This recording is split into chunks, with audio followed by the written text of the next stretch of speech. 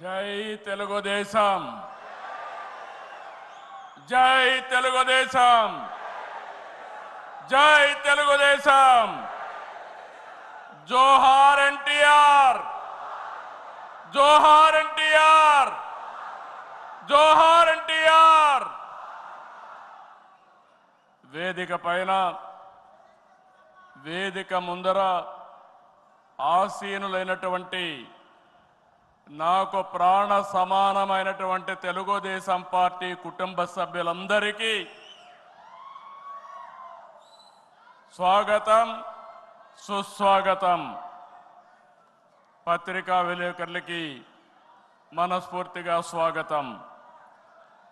దేశంలో అనేక రాజకీయ పార్టీలు ఉన్నాయి, కానీ మహానాడుల వేలాది మంది ప్రతినిధులతో మంచి చెడులు, విధానాలు, ఆలోచనలు చర్చించుకునే ఏకైక పార్టీ తెలుగుదేశం.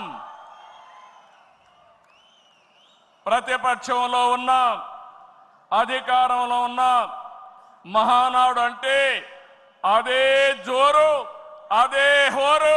మీ ఉత్సాహం చూస్తే నా మనసు ఉప్పొంగుతా ఉందని చెప్పి తెలియజేస్తున్నా. రాయలసీమలో మహానాడు అంటే తిరుపతిగా ఉండేది. ఇప్పుడు తొలిసారి దేవుని కడపలో, అది కూడా కూటమి ప్రభుత్వం ఏర్పాటైన తర్వాత తొలి మహానాడు కడపలో ఏర్పాటు చేసుకుంటున్నాం. ఈరోజు కడప గడ్డపై జరుగుతున్న ఈ మహానాడు చూస్తే ఎన్నికలై ఏడాది జరుగుతున్నా మీలో ఆ కసి, ఉత్సాహం, ఉద్వేగం ఏమాత్రం తగ్గలేదు. నేను చాలా మహానాడు చూశాను.